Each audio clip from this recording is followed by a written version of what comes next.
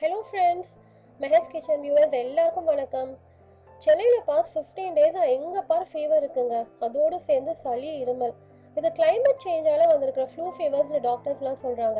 முக்கியமாக ஸ்கூல் குழந்தைங்க பக்கத்தில் உட்காந்துருக்கிறதால ரொம்ப ஈஸியாக அவங்களுக்கு பரவிடுது. இருமல் டானிக்கே நம்பிட்டு இருக்காம வீட்டில் நம்ம கொஞ்சம் நேச்சுரல் ரெமெடிஸும் பண்ணலாம். நம்ம வீட்லேயே இயற்கையான இருமல் மருந்து இருக்கே, கற்பூரவல்லி.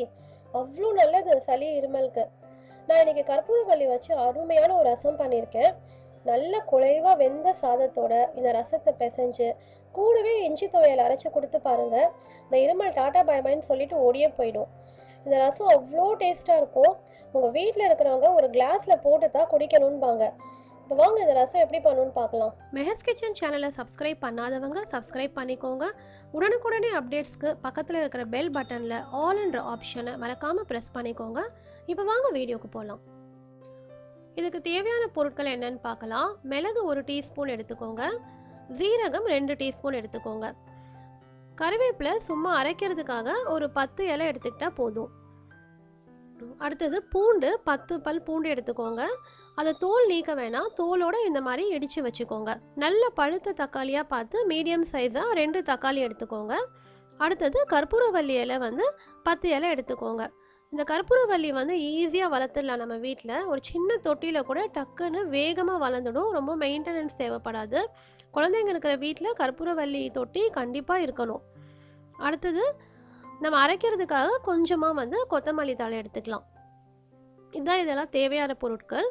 இப்போ ஒரு மிக்ஸி ஜாரில் மிளகு, ஜீரகம், இடித்த பூண்டு, கருவேப்பிலை, கொத்தமல்லி, தக்காளி, கற்பூரவல்லி இதெல்லாம் சேர்த்துக்கோங்க. இதெல்லாம் சேர்த்து நல்லா கொரகொரப்பாக அரைச்சிக்கோங்க. இந்த மாதிரி அரைச்சிக்கோங்க, ரொம்ப மையாக அரைச்சிட வேணாம். ஒரு நெல்லிக்காய் அளவு புளி எடுத்து ஒரு கிளாஸ் சுடு தண்ணியில் கரைச்சி இந்த மாதிரி புளி கரைசல் ரெடி பண்ணி வச்சுக்கோங்க.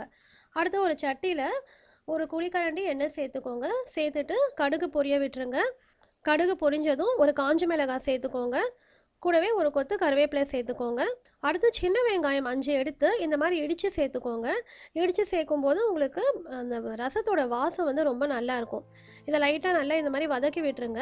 இந்த வெங்காயம் நல்லா வதங்கினதும் நம்ம அரைச்சி வச்சுருக்கோம் இல்லையா அந்த ரசம் மசாலா, அதை இதில் சேர்த்து நல்லா கலக்கி விட்டுருங்க.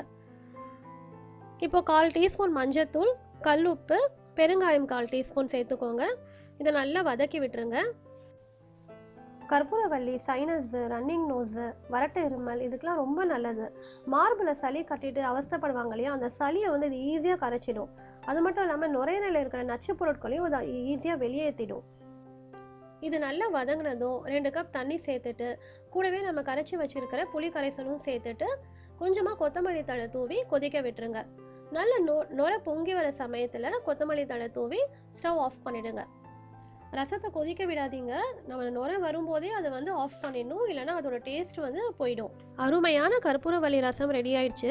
அடடா, ரசத்தோட வாசம் வீடே கமகமக்குது. சாதத்தை நல்லா குழைவாக வேக வச்சு இந்த ரசத்தை பிசைஞ்சு கூடவே ஒரு இஞ்சி துவையல் வச்சு சாப்பிட்டு பாருங்கள். உங்களுக்கு இருமல் டாட்டா பாய் பாய் சொல்லிட்டு ஓடியே போயிடும். இந்த ரசம் அவ்வளோ டேஸ்ட்டாக இருக்குங்க. உங்கள் வீட்டில் இருக்கிறவங்க ஒரு கிளாஸில் போட்டு தான் குடிக்கணும்பாங்க. உங்களுக்கு சளி இருமல் இருந்தால் இதை உடனே ட்ரை பண்ணி பாருங்கள். நல்ல எஃபெக்ட் இருக்கும். இதை பண்ணி பார்த்துட்டு உங்கள் கமெண்ட்ஸ் சொல்லுங்கள். இந்த வீடியோ பிடிச்சிருந்தா லைக் பண்ணுங்கள், ஷேர் பண்ணுங்கள் அண்ட் மெஹர்ஸ் கிச்சன் சேனலை சப்ஸ்கிரைப் பண்ணிக்கோங்க.